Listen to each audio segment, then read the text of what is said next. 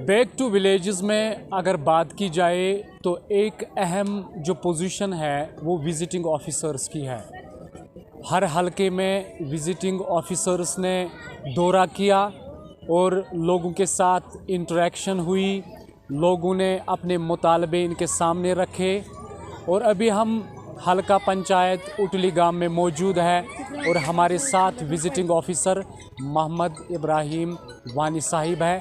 तो इनसे बातचीत करके जानने की कोशिश करेंगे कि आपका सबसे पहले कौमी टाइम्स में खैर मकदम। बहुत बहुत शुक्रिया। तो एज विजिटिंग ऑफिसर, पहली बार आप एज विजिटिंग ऑफिसर आए, खासकर हम हलका उटली गांव की बात करेंगे। तो कैसा रहा ये सफ़र इन 2 दिनों में? आप बताइए कि लोगों ने कौन कौन सी डिमांडें आपके सामने रखी? बहुत बहुत शुक्रिया आपका। सबसे पहली बात यह है कि ये जो बैक टू विलेज इनिशिएटिव है, ये गवर्नमेंट का एक लेटेस्ट इनोवेटिव इनिशिएटिव है और इसके लिए गवर्नमेंट ने बहुत काम किया है। उसके बाद ये शुरू हुआ है। 2018 में बैक टू विलेज 1 हुआ, उसके बाद back to village 2, back to village 3 और ये फोर्थ फेज़ है। ये असल में लोगों को इस प्रोग्राम के साथ बहुत ज़्यादा उम्मीदें हैं, लेकिन ये जो इनिशिएटिव है ये असल में एक बहुत बड़ा पस मंज़र है इसका। वो ये कि 21वीं सदी में हिंदुस्तान का गांव कैसा है ये हमें देखना है।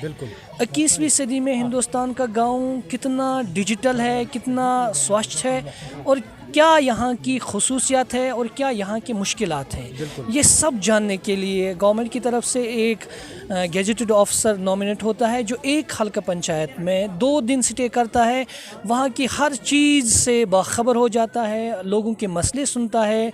और हमारा जो काम होता है वो ये होता है कि हम कुल मिला के गाँव की सारी जो चीज़ें हैं उनको देखें और गाँव में जितने भी मसले हैं लोगों के उनको रिकॉर्ड करें और एक पुल का काम करें, जो हम मसले फिर रिकॉर्ड करते हैं, लिखते हैं और गवर्नमेंट तक पहुंचाते हैं। अगर उटली गांव की सर बात करेंगे तो उटली गांव में सबसे बड़ा मसला आपने क्या देखा कि जिस पर बात होनी चाहिए? यहाँ बहुत सारे मसले हैं, बहुत सारा काम हुआ भी है और बहुत सारा काम होना बाकी भी है। तो इस तरह से यहाँ जब उटली गांव की बात करें, इससे पहले भी हम 2-3 गाँव में गए हैं बैक टू विलेज 1, 2, 3 में।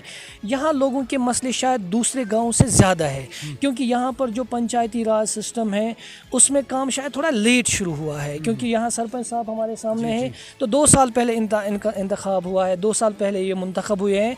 तो इन्होंने तब से जो काम शुरू किया है कुछ हद तक इन्होंने काम किया है, लेकिन बहुत ज़्यादा काम अभी करना बाकी है। यहाँ के कोचे अभी उन पे काम करना बाकी है। यहाँ स्कूल जो है उसकी तरफ ध्यान देने की ज़रूरत है।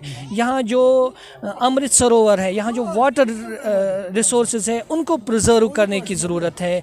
यहाँ पे जो दूसरे सरकारी दफातर हैं उनकी तरफ लोगों को ध्यान देने की ज़रूरत है।